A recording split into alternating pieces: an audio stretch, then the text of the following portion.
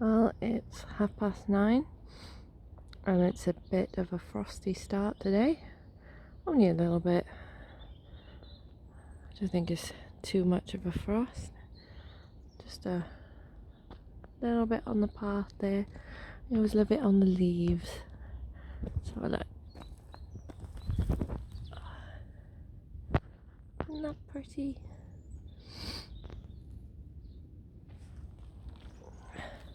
I do like walking on it because I'm such a child.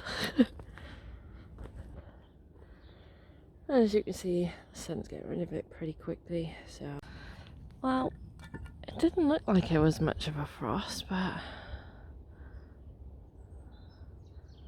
it was quite a bit. I don't know if you can see that, but it was -3.6 last night in here, and it's currently 6.7. So, this is the finished polytunnel. I did want to record it yesterday, putting it up, but we literally had so little time after we dug the trenches out and taken the skin off the old one that we were running out of light, so we just quickly as possible put it together and put the skin on and filled in the trenches. So it was literally all hands on deck and go mad. So I think we finished about 5 to 4, and that was just before it literally got dark. So unfortunately there's only a little bit of filming that I did, which I'll show you now. So it feels like we've been digging a trench around it forever, and the one corner is stuck, and I just soaked Dad with a water butt, which was hilarious. It's a shame I didn't have the camera on. Never mind, next time. I literally can't move my arms. I'm gonna have a break. But this is the finished article now. There's only a few things that we've got to sort out. I will show you inside, but this is exactly what I wanted. I'll have to do some moving around of everything here because I've got some... We'll extend the path forward so that I can open the door and move these. But yeah, it's exactly what I wanted. A polytunnel with a door. Anyway, I'll show you inside. So, still a bit of a mess in the polytunnel, but it's doing all right. Everything seems to be pretty much the same. It was a lot warmer in here yesterday. It was only -0.9, so that is 33.6 Fahrenheit. So quite warm really compared to the -3.6. It does feel warmer today as well because yesterday was absolutely freezing. Now, the one thing I'll say about this polytunnel, which I found useful apart from the door, is the windows are all in one rather than separate sections which you have to open and close. There's just one big polytunnel thing on each side.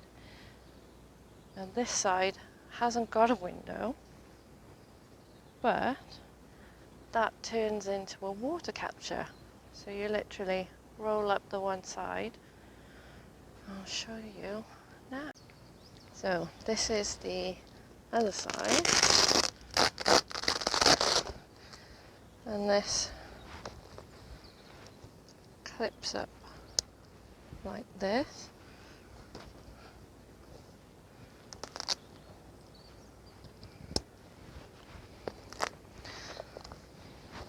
I'm not going to do it all because I haven't got anything to capture the water.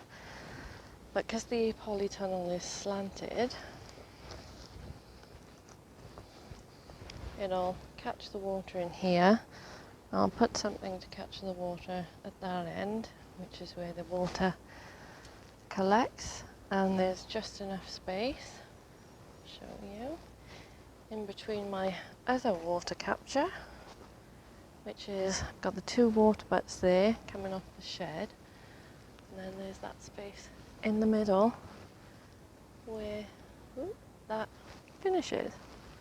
So it'll be ideal when I get something for that, but unfortunately I haven't got anything yet, but I will set something up through the winter.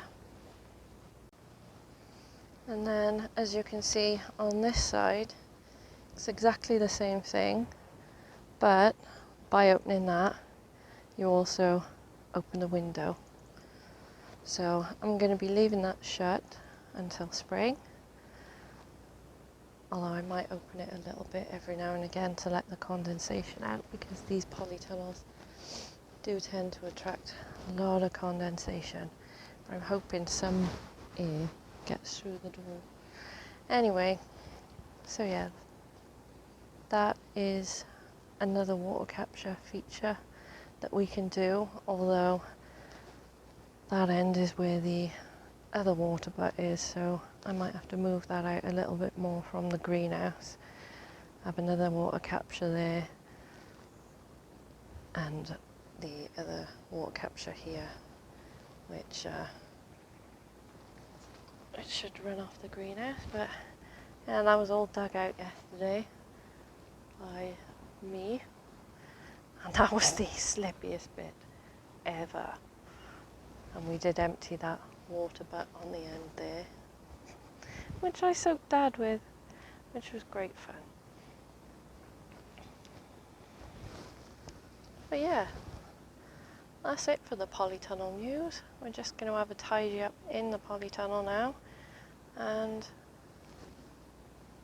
hopefully on the weekend get that door sorted so that we can open it.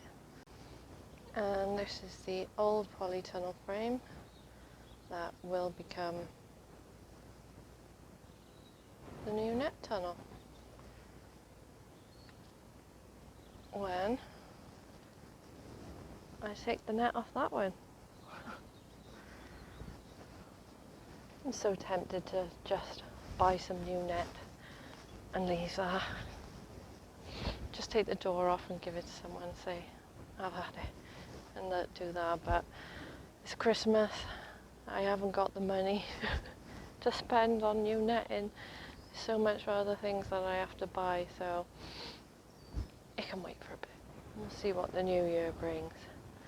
But I must admit, that polytunnel frame, the old one, is much more sturdy than this new one.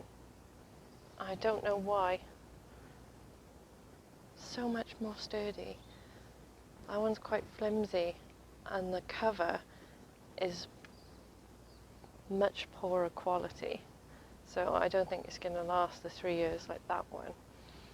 But what I plan to do is, I wanted the frame for that one with the door so that I could wrap it in better quality cover. So we'll see if that one even lasts a year. I doubt it. It is so thin. I must say, it's not the quality that I expected. I thought it would be better, but I do like the water capture and the door feature. But we'll see. See what I can do with it. And the frame's decent enough. It should last a while, but not the quality I thought it was going to be. Would I recommend it? Probably not. No. Nor unless you want to do the same as I do, which is just to have the door and the water capture feature for a little bit, and then wrap it in better quality. I forgot what the cover's called. I don't know. What is it?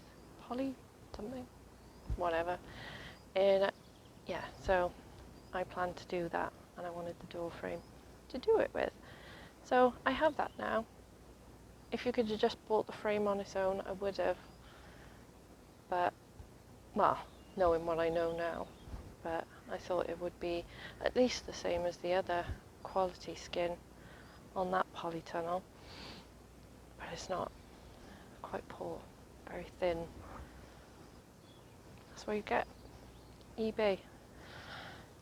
Oh well, until next time, bye for now.